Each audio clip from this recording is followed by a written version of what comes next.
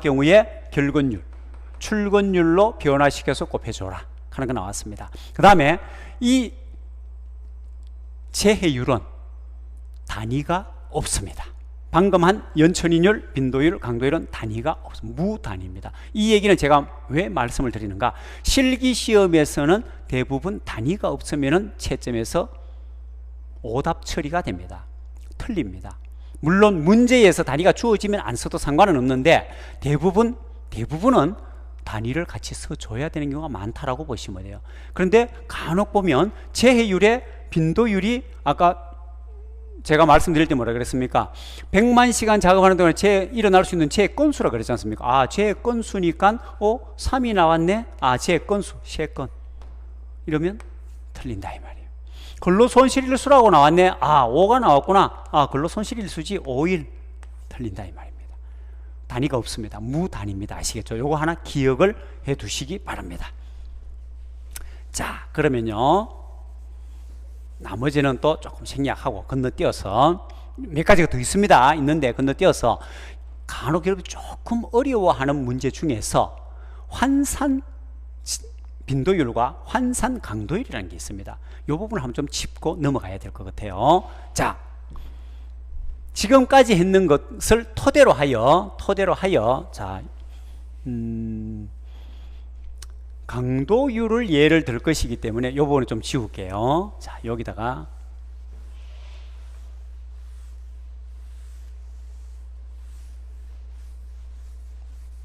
자, 나머지는 좀 써야 되니까요. 환산, 자, 볼게요.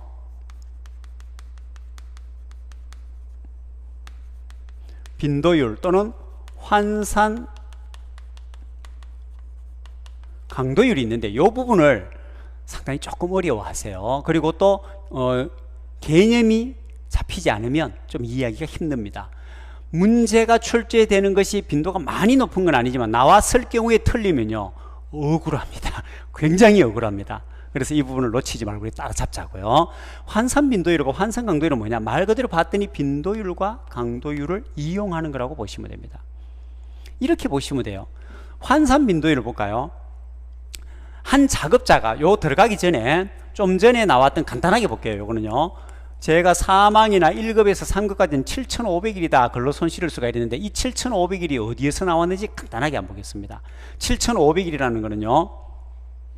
평균적으로 사람이 작업할 수 있는 작업이 가능한 연수를 우리는 55년으로 잡습니다. 그 다음에 사망을 하는 평균 사망 연령을 30세로 잡거든요. 30세. 즉 다시 말해서 정상적으로 사고를 당해서 사망하지 않고 일을 하면 55세까지 일하실 수 있는 분이 재해로 인하여 사망을 하고 나니까 얼마만큼의 근로손실을 당하게 됩니까? 25년이라는 근로손실을 당하게 됩니다.